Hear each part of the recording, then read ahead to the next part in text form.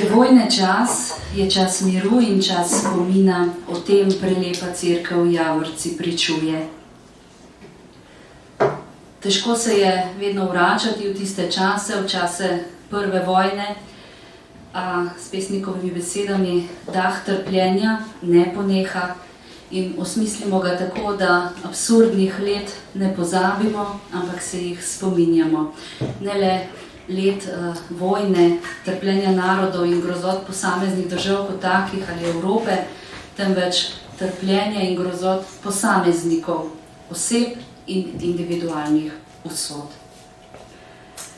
Spoštovani gospe in gospodje, kolektivnemu in individualnemu spominu in opominu in pa glasnemu pozivu k miru, slogi, sožitju in spravi je namenjena monografija, o kateri bomo danes govorili, pesniška zbirka, fotografska Javorca z verzij doktorja Leona Oblaka, ki je danes kot avtor naš osrednji gost in ga prav prisrčno tudi pozdravljam. Knjiga pa je nastala v sodelovanju z občino Tolmin in Tolminskim muzejem in iz Tolmina sta danes v našo družbo prišla tudi gospod Matej Kavčič, svetovalec za kulturo, socialo in mladinske dejavnosti občine Tolmin in pa magistrica Damjana Fortunača-Logar, do pred nekaj tedni dolgoletna direktorica Tolminskega muzeja. Prisrčno pa v Mohorski sredi pozdravljam tudi gospoda Jerneja Ščeka, prav tako znano filozofsko, esejistično, prevajalsko ime. Prihaja z Tržaškega, je profesor filozofije in zgodovine v Trstu, sicer pa prepoznaven član Slovenske narodne skupnosti. Kaj bova rekla? Ne bova rekla na drugi strani meje, ampak v Italiji pa morava verjetno reči. Trenutno že. Trenutno. Torej, z vsemi pa je pri nastanku te knjige sodelovala naša urednica Meta Lenart-Perger. Ko je gospod Leon povedal, da je napisal verze o Javorci in da se pripravlja širši projekt, seveda takoj nisem imela nobenih dvomov, z gospodom Leonom, pesnikom, sicer pa rednim profesorjem Biotehniške fakultete Univerze v Ljubljani z bogato strokovno bibliografijo, smo v preteklosti že sodelovali. 2021 je pri Celjski Mohorjevi išla pravzaprav nova zaveza v verzih z naslovom Jezus Kristus, 3147 verzov, v katerem spremljamo življenje in delo Jezusa iz Nazareta, pravzaprav prepesnjeno njegovo življenje in evangeliji. V Oblakovih rimah pa se nas ta religiozna vsebina res dotakne na čisto poseben in občuten način. In neke vrste veličasten spomenik Božji slavi je gotovo priča avtorjevega monumentalnega dela, perfekcionizma, izjemnega talenta in ob sodelovanju z njim predvsem izkušnje velikega človeka. Zato je bilo ideja o sodelovanju pri novem projektu res že vnaprej zelo obetajoča. Sem se je zelo veselila in je res lepo potekalo delo. Iz tega pa so se seveda razvila še druga partnerstva, ki prinašajo ob tej monografiji mnogo sinergij in priložnosti. Gospod Leon, seveda moram za začetek dati besedo vam. Vaši verzi se zdijo, ne vem, če je razpeti pravi izraz, ampak tako med religiozne vsebine in festivalne popevke. Napisali ste ogromno besedil za različne izvajalce, več kot 200 jih je posnetih, nekateri tudi po vaši glasbi. Sodelujete z vrhunskimi skladatelji, aranžerji, producenti, 2-krat ste bili član zmagovalne ekipe na Euroviziji, veliko nagrad za najboljša besedila ste prejeli, izdane imate 3 CD-je skladb. Ne želim reči, da gre za 2 povsem različni plati, ker to, da so vaše pesmi dobro sprejete med poslušalci, pomeni, da so tudi kakovostne in da nagovarjajo na svoj način. Ampak vaše knjige se pa vendarle zdijo globoko religiozne, oblikovno zahtevne, teološko poglobljene, če tudi kot poezija. 2010 Passion Mangore, pa 100 svetnikov in svetnic v sonetih, sonet, Neumrljiva duša in 7 glavnih grehov, Jezus Kristus, ki sem ga že omenila. Vsekakor se zdi tudi po Javorci, da ste do svojega dela in do sebe zelo zahtevni. in Javorca je vaša 5. knjiga. Kako jo vi umeščate v svoje bogato, ustvarjalno in znanstveno delo, v svojo poetiko, kako kot tolminec, kako vi rečete, tminc, doživljate Javorco, kako vas je spremljala skozi življenje? Ja, prav lepo pozdravljeni, hvala lepa za to čudovito predstavitev, mogoče že malo prečudovito. No, ja, tako ste pravilno povedali, ne ločim te dve zadevi, pisanje besedil in pa pisanje poezije. Pisanje poezije je vsekakor eni 2-3 stopnici višje, na drugačnem nivoju se to dela posebej pri meni, ker gre za metriko, to ni sodobna poezija, ampak gre za prave metrične oblike. Zdaj, ta knjiga, o kateri danes govorimo, je pravzaprav prva knjiga, kjer ideja o vsebini ni bila moja. Namreč prej je gospa Tanja predstavila Mateja Kavčiča, ki sedi tukaj na moji desni, in on je pravzaprav zelo zaslužen, da je ta knjiga ugledala luč dneva, čeprav je edini med nami, ki v tej knjigi ni omenjen. On me je poklical in je vprašal, če bi bil pripravljen o Javorci narediti eno umetniško, da bi skušali narediti eno umetniško delo o Javorci. Določene publikacije so že bile narejene, nikoli pa na nek umetniški način. Torej je to prva knjiga, ki sem jo delal po naročilu, v navednicah. To seveda ne pomeni, da je bilo to obrtniško delo, ampak je v tej knjigi veliko moje osebnosti, veliko čustev. Jaz sem emotivno vezan na Javorco. Javorca je od tmincev, tako mi pravimo. To je spomin in opomin na tiste čase, in ko se nekako skušaš predstaviti časovno v tisto obdobje, potem gotovo nekaj doživljaš, neke emocije. Jaz sem to zelo emotivno doživljal, že kot mlad, kot otrok, ko sem bil prvič v Javorci. Rad povem, da ko sem prvič stopil v to cerkev in zagledal tiste table lesene z vžganimi imeni, 2565 imen je vžganih, pravzaprav nisem zagledal imen, ampak sem zagledal obraze teh mladih fantov, ki so padli v prvi svetovni vojni. In to so precej hude emocije, ki so me spremljale vedno, ko sem zašel v tiste konce, tako da pisanje ni bilo težko, ni bilo zahtevno. Zelo hitro sem se lahko uživel v tisti čas, v te mlade fante, in tako je ta pesnitev nastajala. Sestavljena je iz 3 delov in ta srednji del, ki ima naslov Spomin in opomin, je pravzaprav ena kratka zgodba posameznika in njegovih najbližjih, ki so te strahote takrat doživeli.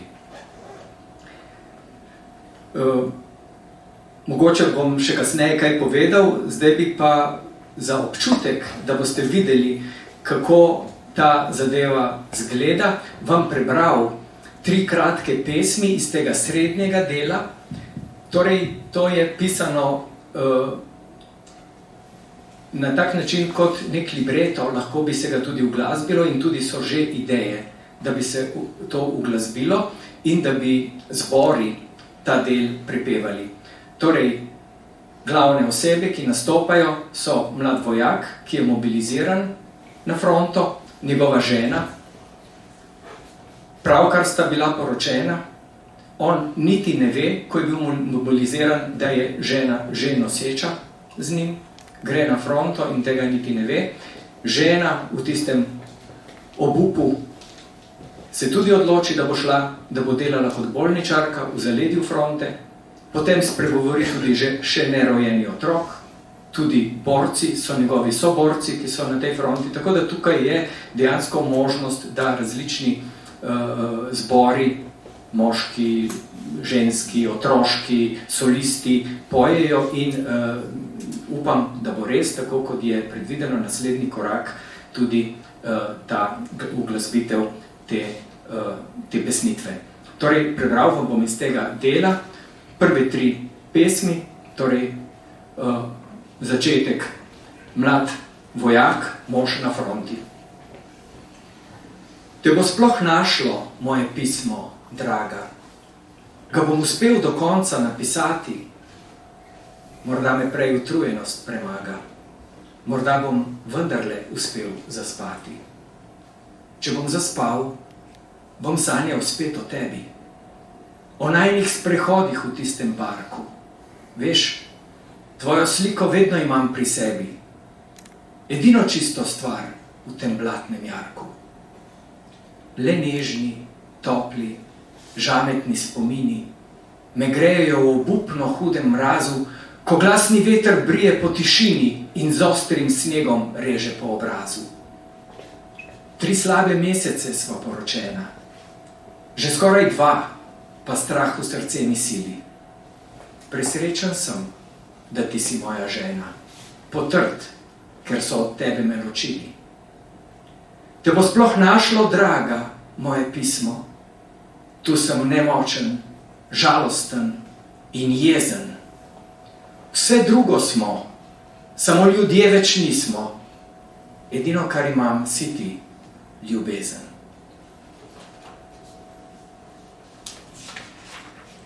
Vojakova mlada žena, bolničarka v zaledju fronte.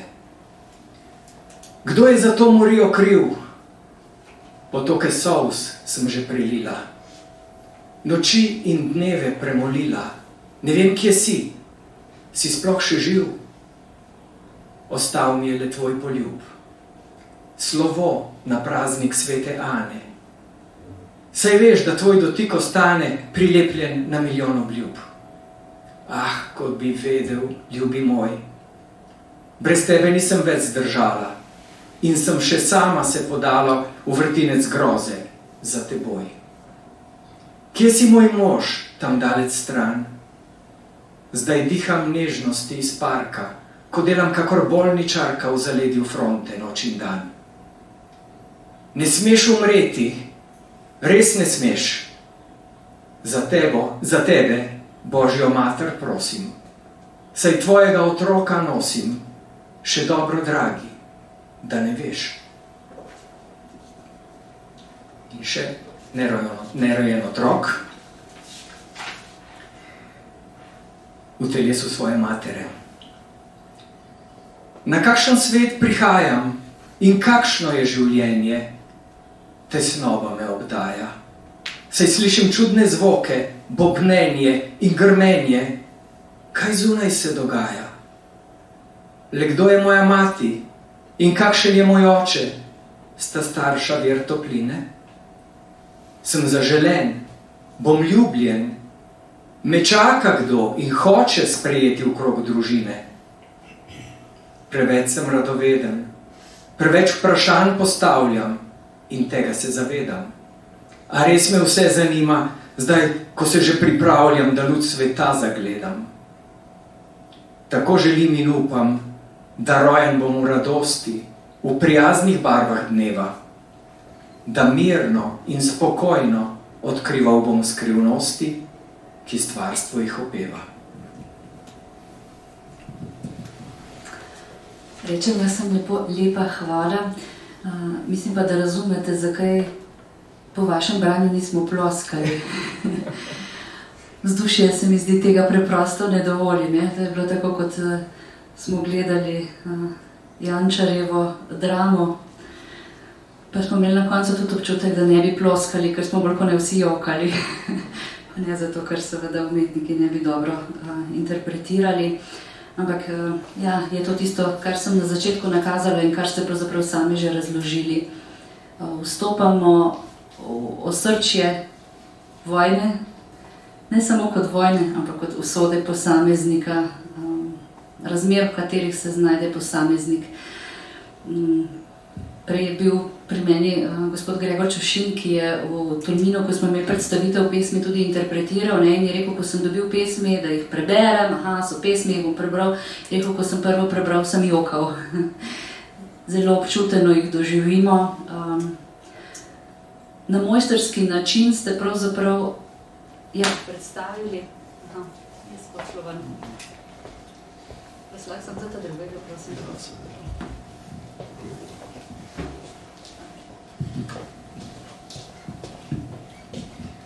Na mojstrski način ste nas uvedli v razmere svetovne vojne, ampak veliko je povedanega, pa še med besedami, med vrsticami tega, kar začutimo in po čemer se zavemo, da je usoda vsakega takega vojaka, vsake take žene, vsakega takega otroka bila pomembna. In nemalokrat pomislim na to, gospod Zorko Simčič je v 102. letu. Vemo, da sta bila, mislim, da je France Balantič 10 dni mlajši od njega, pa je umrl star 22 let. Kaj to pomeni tudi za en narod, ene izgubljene upe, intelekte, ene osebne usode, možnosti, ki bi se lahko razvile, pa se seveda v vsaki vojni s toliko padlimi ne morejo. Ne? Pravzaprav ne vem, če naj vas še kaj vprašam, ker ste odgovorili že na vse, odkot ta občutja, ne, teh 2656 urezanih imen, mislim, da v Javorci zelo, zelo zgovorno pričuje, pa bom izkoristila to, da zavez, da k besedi povabim Meto, ki je knjigo urejala in bila vsemi vami tudi v stiku. Gospod Leon in ekipa je k sodelovanju povabil in predlagal fotografa Ubalta Tankocija, ki je prispeval umetniške fotografije, mogoče boste še kakšno anekdoto iz tega sodelovanja in fotografiranja tudi povedali, ampak naš namen v resnici od vsega začetka ni bil ta, da predstavimo lepote Javorce kot cerkve, ampak je bil namen, da skozi knjigo bralec začuti to, kar začuti popotnik, ko stopi v cerkev in ko zagleda vžgana ta imena. Se pravi, je sporočilnost ne v barvitosti, ampak prej v odsotnosti barve. Meta bo pa povedala, kako je knjiga zasnovana, prosim. Lepo pozdravljeni, hvala za besedo. Srečanje s poezijo gospoda Oblaka, ki sem jo dobila, zdaj je to že kar dobro pol leta tega, je bilo pravzaprav zares nekaj posebnega.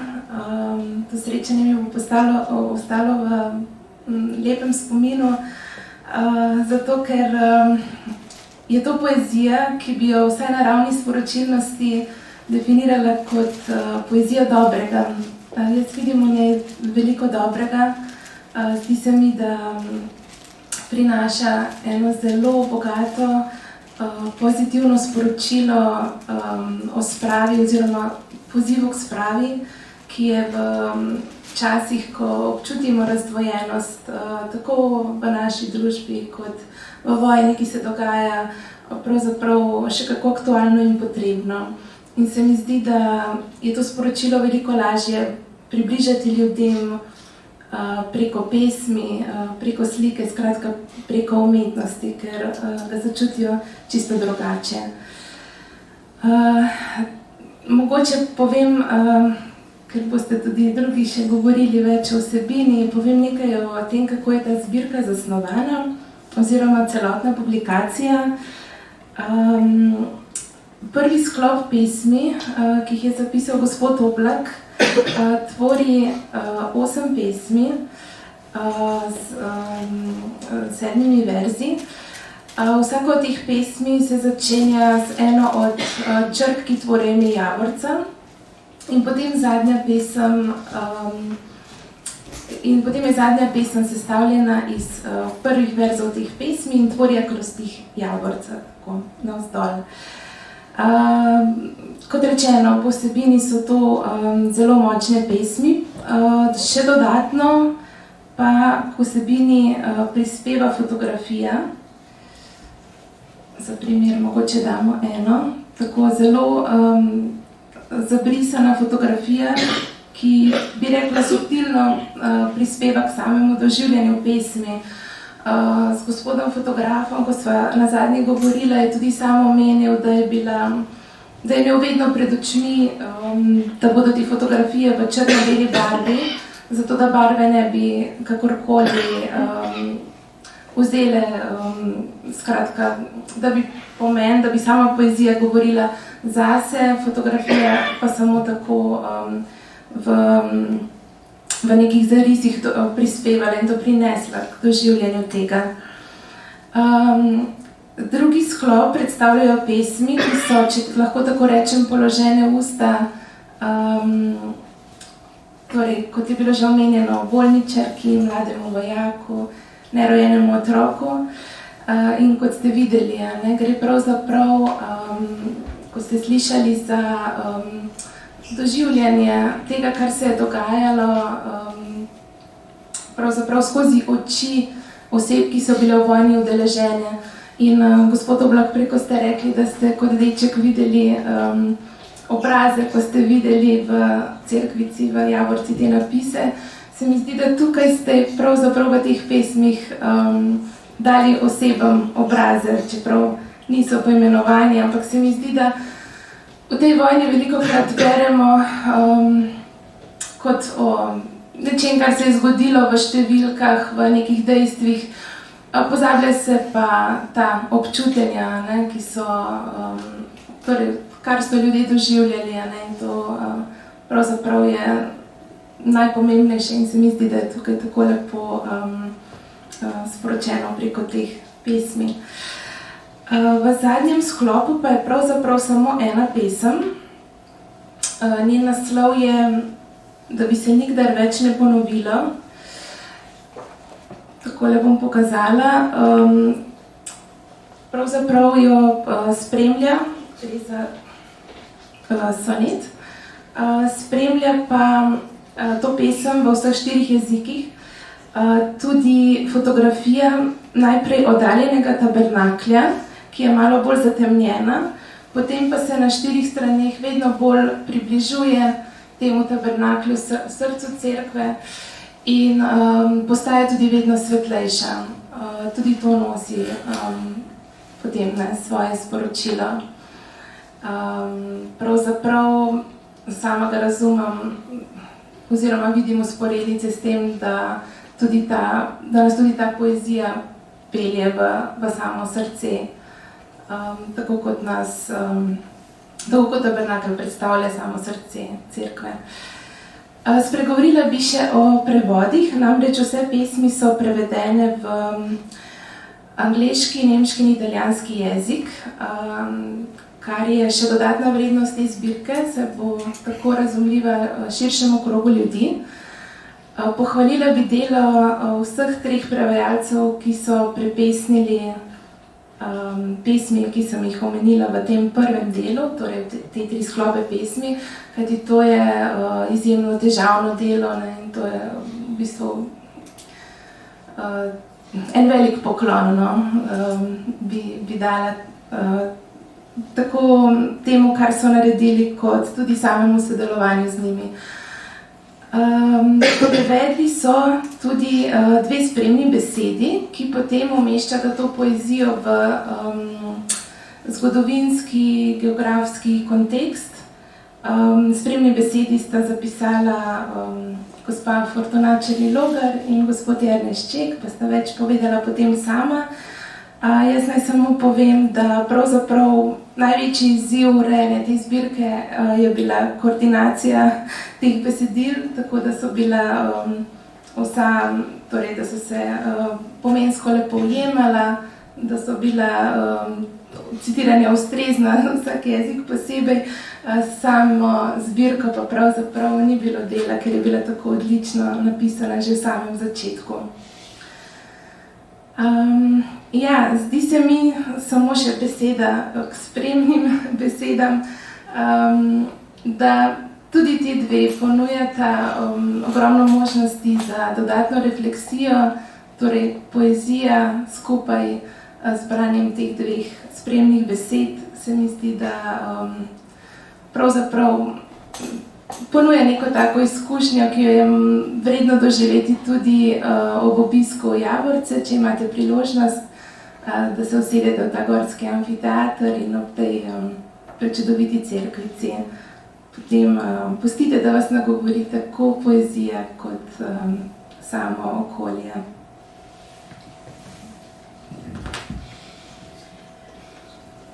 Preden pa oba soavtorja spregovorita o Javorci, gospod Matej Kavčič, občina Tolmin je lastnica te cerkvice, z njo tudi upravlja. Javorca sodi v območje Triglavskega narodnega parka. Kako vi gledate na Javorco? Je to turistični objekt? Kako z njo v tem smislu upravljate in kakšen je njen simbolni pomen in kaj pomeni njen znak evropske dediščine? Lep pozdrav tudi v mojem imenu. Mislim, da lahko rečem, da tako kot je Leon in mislim, da bo tudi Damjana opisala svojo izkušnjo Javorce, stališča domačina. To je eno videnje. Cerkev, ki je bila pravzaprav na nek način vedno prisotna, a se človek z odraščanjem in z zorenjem vedno bolj zaveda njenega pomena. Ne? Na drugi strani pa je to cerkev, ki je ena od 3 nosilk znaka evropske dediščine v Sloveniji, poleg Prešernove Zdravljice in poleg bolnice Franje. Od leta 2018 nosi ta laskavi naziv in pomeni, da je dano javno priznanje, da pravzaprav je znanilka nekih širših evropskih vrednot, ki pa presegajo zgolj pomen ene cerkve sredi Tolminskih gora. Gre za cerkev, ki priča o temeljih človeške humanosti in to na zelo, zelo močan način. Dejstvo, da je bila zgrajena v času svetovnega spopada, da je posvečena padlim, gre za nekaj, s čimer je njeno sporočilo močno in mogoče dan današnji, ko smo priča tolikim različnim svetovnim spopadom in nenazadnje tudi delitvam skozi znotraj slovenskega naroda, je vendarle en zelo močan simbol klica k človečnosti, klica k spravi, klica temu, da smo pa vendarle kljub vsem napakam, ki smo jih naredili, še vedno ljudje. In to je tista glavna motivacija tudi občine Tolmin kot upravljavca oziroma soupravljavca skupaj z Tolminskim muzejem in Zavodom za turizem Dolina Soče, da skuša ne zgolj v turistične in strokovne namene prezentirati njen pomen, ampak buditi tudi ta širši evropski pomen, kajti po mojem mnenju gre za cerkev, pod streho katere so zbrane vse človeške vrednote, vključno z evropskimi, oziroma še posebej evropskimi, bom rekel. Tako da želja po nadgradnji že izdelanih, bom rekel, turističnih vodnikov, strokovnih publikacij, tematskih razstav o Javorci je bila, da ta spomenik zapoje in na način, kot je bilo že povedano, v najvišjem možnem jeziku, kot bi jo njej pel Prešeren. V najvišjih, najzahtevnejših pesniških formah.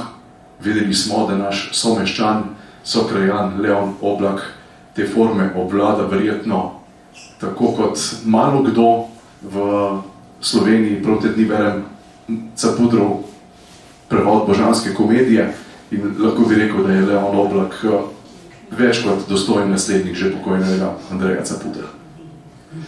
In zato je bil seveda tudi povabljen, kot je rekel, oziroma bil je nekako kot na dlani prava oseba za to, da to nalogo opravi. Na drugi strani pa da te pesmi zaživijo ne zgolj v pesniškem jeziku, ampak tudi v obspremnih besedah, da so dostopne tako tistim, ki želijo o cerkvici izvedeti nekaj splošnega, nekaj tistega, kar prinaša samo po sebi, nekaj teh osnovnih zgodovinskih podatkov, kot tudi, bomo rekli, klic k humanizmu, ki je v teh časih več kot potreben in glasnik katerega Javorca je zelo, zelo močan v tem času. To pa sta poleg Leona Oblaka prinesla še Damjana Fortuna, Črni Logar in Jernej Šček. In to tvori na en tak način pesniško zbirko, ki ni le pesniška zbirka, ampak je dejansko zaokrožena publikacija, ki mislim, da za izjemo glasbe, bomo rekli, do katere bomo pa še prišli, ne, ko bomo te pesmi nekoč, upam, da tudi uglasbili, zapoje pesem o Javorci celostno in na najlepši možni način. Hvala lepa. Boste me popravili, gospod Damjana, če bom kaj narobe rekla, ampak denar za gradnjo Javorce so zbrali vojaki med Prvo svetovno vojno, ki so bili tam na bojiščih. In decembra 2015 je bil razpisan natečaj za gradnjo, postavitev, arhitekturo te cerkvice. Marca 2016 so začeli urejati lokacijo in za 1. november istega leta je bila tam že prva sveta maša. In z arhitektom, če rečem tako, Remigiusom Geilingom, tudi vas veže prav ena osebna zgodba. Lep pozdrav tudi v mojem imenu. Vsekakor moram reči, da me je ta kulturni spomenik tudi sicer državnega pomena in seveda kot nosilec znaka evropske dediščine kar močno zaznamoval. Še zlasti, bom rekla, od leta 2015 naprej, ko sem se nekako lotila raziskave o tem izjemnem kulturnem spomeniku, ker se je namreč bližala 100. obletnica izgradnje. In kot že rečeno, so mi že ti prvi podatki, do katerih sem pač imela takrat dostop, nekako presenetili oziroma predvsem mi dali veliko misliti. Predvsem v tem delu, ker pač ti osnovni prvi podatki so bili o tem, da je bila zgrajena v vojnem času, kot že rečeno, v tako kratkem času, dejansko v dobrih 7 mesecih. V neposredni bližini so v času gradnje potekali najhujši boji, tako na Vodil vrhu, Mrzlem vrhu, Slemenu. In vsi ti vojaki, ki so gradili ta objekt v vojnem času, so ga gradili v času, ki jim je bil sicer namenjen za počitek, ko so se iz teh prvih bojnih linij vračali v zaledje, da si malo opomorijo od vseh teh vojnih grozot. Moj prvi stik z njo je bil z prebiranjem gradiva že na Zavodu za spomeniško varstvo, kjer sem najprej začela mojo strokovno poklicno pot. Leta 2015 pa je prišlo do čisto enega naključja, včasih rečem ali pa tudi ne, da sem prišla v stik z vnukinjo tega snovalca, te spominske cerkve, dunajskega umetnika Remigiusa Geilinga, gospo Juto Geiling. Dobila sem njeno elektronsko pošto in pač meni je ta priimek odzvanjal nekako v glavi in sem rekla, pač bom pisala in mogoče pa je, ne? Neko sorodstvo od tega Remigiusa Geilinga in dejansko sem dobila zelo kmalu odgovor. Ta gospa Juta Geiling živi na Dunaju in me je tudi takoj povabila k sebi domov. In ko sem prvič obiskala Dunaj oziroma prišla na njen dom, sem že ob vhodu naletela na zares izjemen eksponat, ki je sedaj z velikim veseljem povem v lasti Tolminskega muzeja in tudi, bom rekla, sestavni del naše stalne razstave v Tolminu. Naletela na stol, ki je bil izdelan, to sem seveda kasneje ugotovila, kot neke vrste prototip teh prvih častnih stolov, ki so v neposredni bližini oltarja te spominske cerkve v Javorci. Ta stol je bil izdelan, oblika me je spominjala na te stole in potem mi je rekla, gospa Juta, poglej, od zadaj piše, ne, kdaj je bilo izdelano, kdo je izdelal. Meni so se zasvetile oči. In še danes, namreč zjutraj sem ostala, bom rekla, kar prijateljica, prišlo je tudi do osebnih stikov da mi še danes včasih reče, da se spominja, kako so mi takrat zasijale oči ob tem stolu. Še zlasti pa potem tudi kasneje, ko mi je pokazala to res izjemno gradivo, ki sta ga hranila skupaj z svojim bratom Mihaelom. Namreč v tem gradivu sem našla številne fotografije, preko katerih sem spoznavala, kako je ta gradnja tega objekta dejansko potekala. Predvsem sem bila pa čisto presenečena, da so ohranjeni tudi načrti. In to je bilo potem tudi neka res izjemna osnova za razstavo, ki smo jo pripravili v Tolminskem muzeju in jo prvič javnosti predstavili leta 2016. Takrat smo izdali tudi obsežno monografijo o tej spominski cerkvi, kjer so pač navedeni bolj tako zgodovinski podatki v smislu pomena. Dejansko smo jo ponovno ovrednotili. In to izjemno gradivo je pač prišlo v poštev tudi za to razstavo in to monografijo. In še posebej sem bila potem vesela in presenečena, ko sta se tako Juta in Mihael odločila, da vse to gradivo predata v trajno last Tolminskemu muzeju. Moram sicer reči, da sem se s tem objektom srečevala tudi že kot otrok, tudi jaz.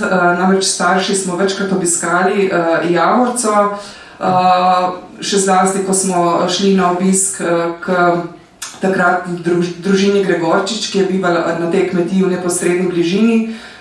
In prav ta družina Gregorčič je po letu, po drugi svetovni vojni nekaj časa skrbela za ta objekt.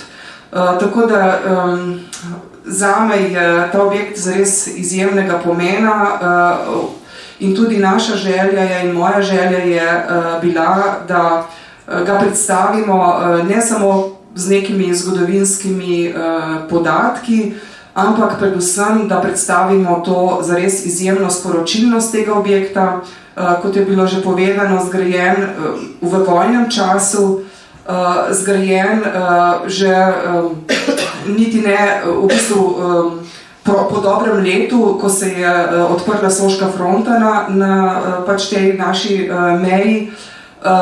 In že po prvem letu vojne, leta 1915, in na tem območju so nastala številna vojaška pokopališča. In želja teh graditeljev, gradila jo je 3. gorska brigada, je bila v prvi vrsti, so si želeli seveda že po prvem letu bojevanja mir, kar so izrazili že s tem napisom v latinščini Pax na zvoniku pred vhodom tega objekta, in pa predvsem želja, da postavijo, zgradijo nek trajen spomenik, trajen pomnik, ki ga ne bo potem preraslo veljevje po koncu Prve svetovne vojne. Zato si je ta dunajski umetnik Remigius Gelling zamislil prav cerkev, ker je razmišljal v to smer, da po koncu Prve svetovne vojne bo to cerkev prevzela župnija, bližnja župnija. In dejansko je po prvi vojni nekako prevzela. In tudi dejstvo, da je v notranjosti, kar je bilo tudi že povedano, izpisano oziroma razljano kar 2565 imen teh padlih avstro-ogrskih vojakov, je zares impresiven. Predvsem pa se mi zdi pomembno poudariti, da so vojaki, kot že rečeno, to gradili v času, ki jim je bil namenjen počitku, in da je tu morala biti neka velika solidarnost med njimi. In prav pomen solidarnosti tudi v tem današnjem nemirnem času, v kateremu smo priča, se mi zdi izjemnega pomena, da prenašamo tudi naprej mladim. In tudi to je bila nekako neka skupna želja, spodbuda, da smo skupaj z občino Tolmin izdali pred to pesniško zbirko tudi pobarvanko Javorca, da lahko tudi na nek univerzalen, z neko univerzalno likovno govorico ta objekt predstavimo širši javnosti. Vsekakor se pa trudimo to predstavljati tudi skozi projekte vezane na znak evropske kulturne dediščine in z veseljem povem, da sem ravno kar dejansko prišla z ene konference v Krakovu, kjer sem prav tako predstavljala to spominsko cerkev Svetega Duha v Javorci, za katero menim, da je nedvomno širšega značaja, širšega pomena, evropskega pomena, lahko rečemo tudi svetovnega pomena, in mislim, oziroma lahko povem, da je bil tudi odziv teh predavateljev, ki so prišli iz tujine, tudi iz Amerike, zares impresiven, oziroma za njih je bilo to impresivno, tako da si prizadevamo pač te vrednote prenašati naprej.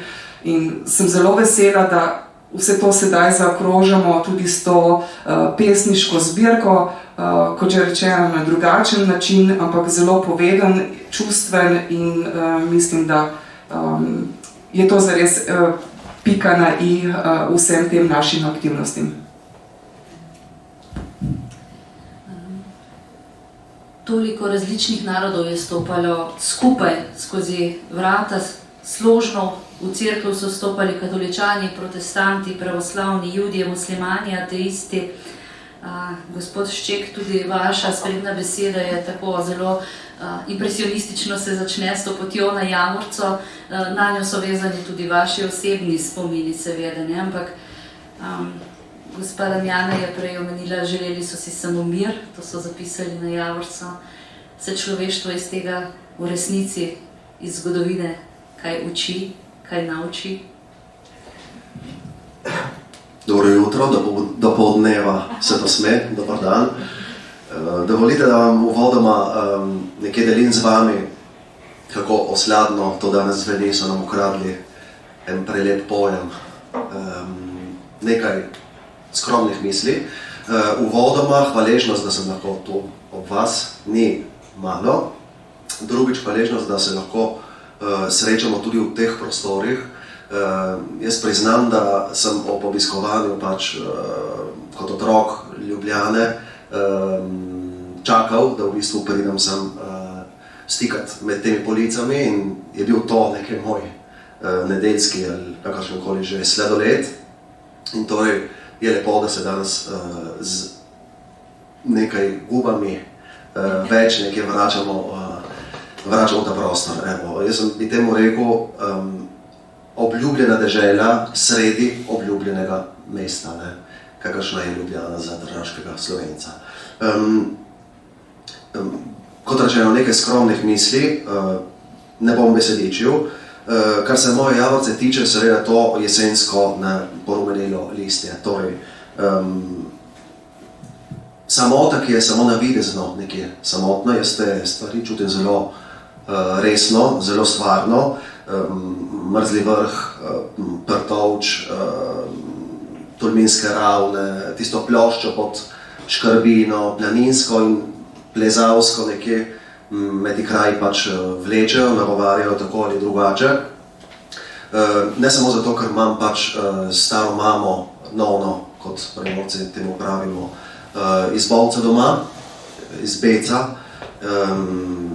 torej žensko, ki so jo pač poiteljančevali z Dantejem, in torej mi je ta prostor nekje domačen samo zato. Skozi domače okno vsak dan v bistvu gledam tiste grmade in izliv reke Soče in torej lahko v bistvu z domišljijo vsak dan potujem po vijugah navzgor in Tolmin je v bistvu naš, kakor je Javorca od Tolmincev in je nekje tja vsaj do Vršiča moč v bistvu dihati, govoriti, morda tudi razmišljati, čutiti precej sorodno vse skupaj, primorsko, da tako rečem. Takole bom rekel, ne vemo, kaj imamo v bistvu. Prej je Damjana omenjala konferenco v Krakovu. Ne vemo, da je Javorca, da je Kobarid, da je velika vojna, kot bi bilo pravilneje imenovati prvo vojno, kajti o prvi začnejo govoriti šele drugi. V bistvu vsebina vseh priročnikov, učbenikov širom po svetu, da o teh krajih morda bolje vedo v Kaliforniji kot na Goričkem. In s tem seveda hočem povedati, da je, mislim, da potrebno znova odkriti v bistvu privilegiranost, ki jo imamo kot prebivalci te male dežele, ki je, kot smo prej rekla, ena sama obmejnost, kjer je Kobarid, kjer je Javorca naša, toliko od Primorcev, koliko od Štajercev, ker je, če reč, vsak kraj v tej deželi v bistvu kraj vseh nas, ko smo tako blizu. In torej, kraj spominskih, tako hudih, nepojmljivih, neopisljivih spominskih tragedij so lahko eno privilegirano, v bistvu vstopno mesto, eno didaktično orodje, s katerim je moč spregovoriti o velikih človečanskih prelomnicah. Kakršna velika vojna zagotovo je. Jaz sem tu prepričan, da se je treba vračati k njej, če hočemo razumeti 20. stoletje in vse vozliščenje in vse klopčiče, vse zamotavanje, ki v bistvu sledi iz nje.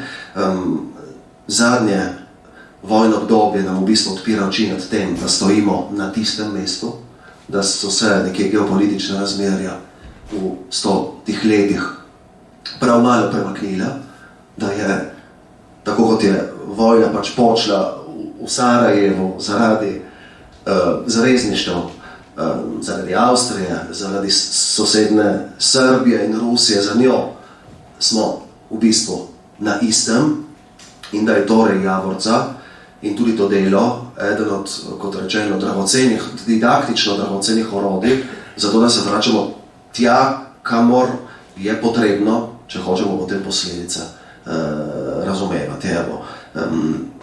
Drugič bi vam tole rad delil z vami. Ne? To je pojem, ki so nam ga danes ukradli. Ne? Mislim seveda na družbena omrežja. O tem deljenju je danes govor, ne? Na precej negativen način, čeprav ni lepšega v življenju. Drugič sem hotel deliti sledeče. Govorili smo o joku, govorili smo o srcu, ampak mislim, da je ob tovrstnih krajih spomina potrebno ohraniti tudi trezno glavo. In to opozarjam nad pojavom, ki ogroža ali pa ogroža tudi Javorco, kaj šele, naprimer, nacistična koncentracijska taborišča, kjer smo že zdavlje odprli vrata v bistvu tem hudim defektom. In mislim tu na v bistvu turistizacijo, po eni strani izkustev, torej adrenalin, ne, doživeti, obiskati kraj, misleč, da bo ta obisk v bistvu nekaj v tebi sam na sebi premaknil, nekaj razrešil, nekaj razčistil. Ne. Obenem turistizacija tudi čustev samih, ne, joka, smeha, prizorov, recimo gomile, človeških las, otroških čeveljčkov, ne, kjer ti seveda postavijo rdeče na prvo vrsto, zato da te bolj zaboli. To je vse potrebno, to je vse prav, ob enem delu, ob eni obvezni opremi, ki jo mora človek doma prej v dolini opraviti. Zato da bo iz teh izkustev in iz teh čustev v bistvu nekaj dobrega zamesil. Čustva in izkustva niso, to je moje osebno mnenje, odrešujoča, osvobajajoča na sebi, ampak lahko tudi besede neke Javorce, to so kraji, ki pač govorijo zase, gotovo, zato dejte obiskati, ampak te besede lahko v bistvu sliši samo človek, ki ima odprta ušesa, če tako rečem. Ne? In to je ena osnovna, v bistvu gorniška izkušnja, ki jo pozna vsak hribovec, ki se z naturo začne pripravljati doma, ki o njej sanja, ki razgrne zemljevid na mizo, ki preveri vremenske razmere, ki preveri snežne razmere, ki se napolni nahrbtnik s cepinom in derezami, če bo kakšno prečanje, z dvojno jakno. Hočem povedati, nekaj znanja, nekaj dela, nekaj analitičnega, zgodovinopisnega, je vendarle potrebno, če hočemo potem, po mojem, v teh krajih, ki res govorijo zase, slišati prave stvari. Evo, to je bilo moje sporočilo. Ne? V bistvu polniti, in tu govorim tudi kot šolnik, zakaj ne, jaz sem v Kosu, ko sem odkril pred desetletjem, oziroma ne desetletjem, ob stoletnice, ne? To sem hotel povedati, pot miru in prestolnico v bistvu, ne? Evropsko, če ne svetovno prestolnico, te zgodbe v Kobaridu, v Kosu, na Kile, kupil vodnike po poti miru za vse svoje študente, 40 komadov, seveda so potem kmalu pošli tudi po moji krivdi, v prepričanju, da je moč, da imamo ta privilegij, da je moč prek tega poglavja, prek te zgodbe v bistvu odpreti oči za vso novejšo zgodovino, tako rekoč. Ne? In zato pravim, miselni zemljevid je treba prej napolniti doma, zato da potem ti Javorca v bistvu nekaj pove, zato da potem v bistvu na vsem Posočju hodiš med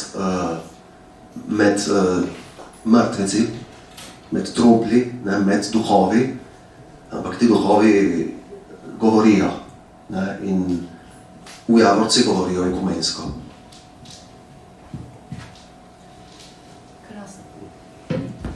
Hvala, mislim, da ste tudi odgovorili na moje vprašanje. Tako kot v vsaki vojni čutimo z narodom, je pa na konec koncev razum tisti, ki pa mora stvari postaviti na svoje mesto. Preden še vam dam možnost za kakšno vprašanje ali komentar, gospod Leon, prosim, če nam preberete to zadnjo pesem z prvega dela, pravzaprav gre za Magistrale, pa vas prosim še za kak komentar pod vse to, kar so danes sogovorci povedali, in pa mogoče za eno vašo misel, kaj želite vi sporočiti z Javorco, kako želite, da gre Javorca med bralce. Ja. Hvala lepa. Vam bom prvič za začetek prebral ta pol Magistrale. Namreč ta prvi del je pesem oziroma pesnitev, ki je sestavljena iz 7 pesmi. Vsaka pesem se začne z črko, ki kasneje da ta pol Magistrale, torej Magistrale je znan iz sonetnega venca, kjer je 14 kitic, tukaj je pa 7, ker je Javorca beseda s 7 črkami. Za vers sem pa uporabil jambski 13-terec, kar je tudi, mislim, da nekaj novega ali pa vsaj redkeje uporabljenega. Magistrale pa zveni takole. Je vojne čas, je čas miru in čas spomina. Absurdnih let pač ni mogoče pozabiti. Vsi klici k spravi, v tihem so molitve skriti. Odmev grozot je strašen krik in je tišina. Razum ne zmore še dojeti vseh norosti. Celo sovražiti je lažje kot ljubiti, a Sveti Duh naj podari nam dar modrosti. Ta cerkev je posvečena Svetemu Duhu. Jaz že tako vedno, kadar se lotim ustvarjanja, se najprej priporočim Svetemu Duhu, ga prosim, naj me usmerja, naj mi pomaga, in tukaj mislim, da je imel še posebno moč, ker je tudi cerkev njemu posvečena.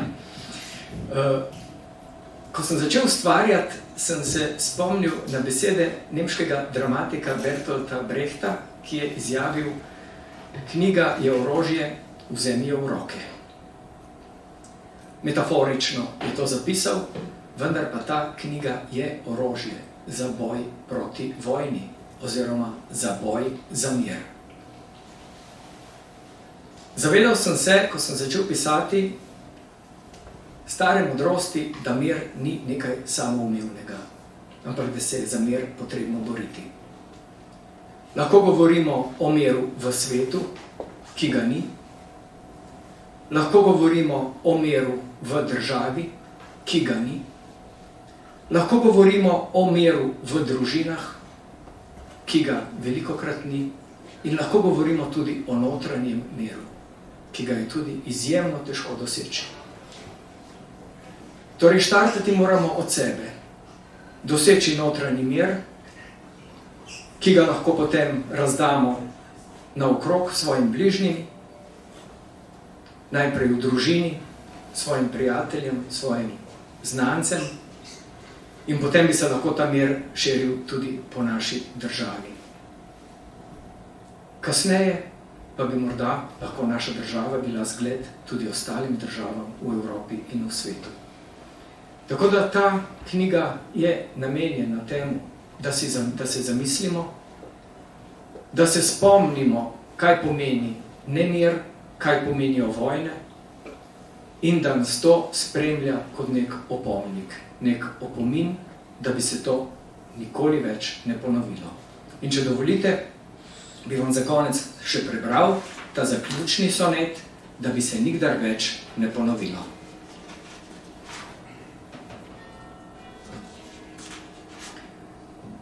Ko se sovraštvo spremeni v grozote, ko se pobija, muči in uničuje, hudič prodaja smeh, a jok kupuje in svet postaja strašen kraj sramote.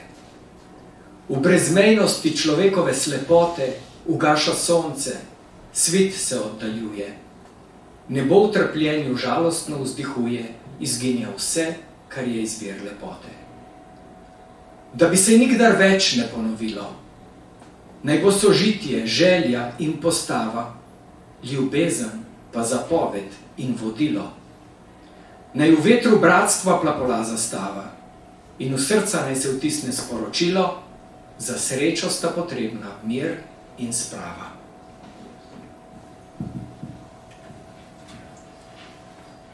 Lepa hvala, če bi želeli kakšno misel dodati ali pa kaj vprašati, zdaj le povabljeni. Sicer bomo pa uradno zaključili, pa poklepetamo še potem. Aha, prosim, gospod Bišler. Bom kratek. Rad bi se poklonil pesniku, dr. Oplaku in ustvarjalcem. Rad bi se poklonil simbolu Javorce, ker se mi zdi, da s tako umetnostjo se premaknemo iz področja množičnosti, iz področja spomina na področje osebnega, individualnega. Hvala. Hvala. Kaj ugodništvo? Prav potem z besedami, ki ste jih ponovili, da bi se nikdar več ne ponovilo, sicer v razumskem dojemanju in zavedanju tega, kar se vseeno zelo blizu nas dogaja. Mislim, da je tudi tale knjiga, tako kot piše pesnik, odmev grozot je strašen krik in je tišina. Torej ne samo vojna, ki kriči, tudi tišina, ki kriči takrat, ko bi morala govoriti, pa ne. Mislim, da je zelo sporočilna. Prisrčno vas vabim, da si knjigo danes kupite, gotovo bo avtor pripravljen tudi kakšen podpis prispevati, da jo še komu podarite in da tako pravzaprav vsi skupaj, da misel, da pesmi, sporočilnost, vzdušje širimo med ljudi, vsi skupaj k temu tudi nekaj prispevamo in tako kot je pesnik zaključil, najprej vsem želim miru v sebi. Lepa hvala za vašo današnjo udeležbo, pa vedno znova vabljeni k nam v Mohorjevo knjigarno.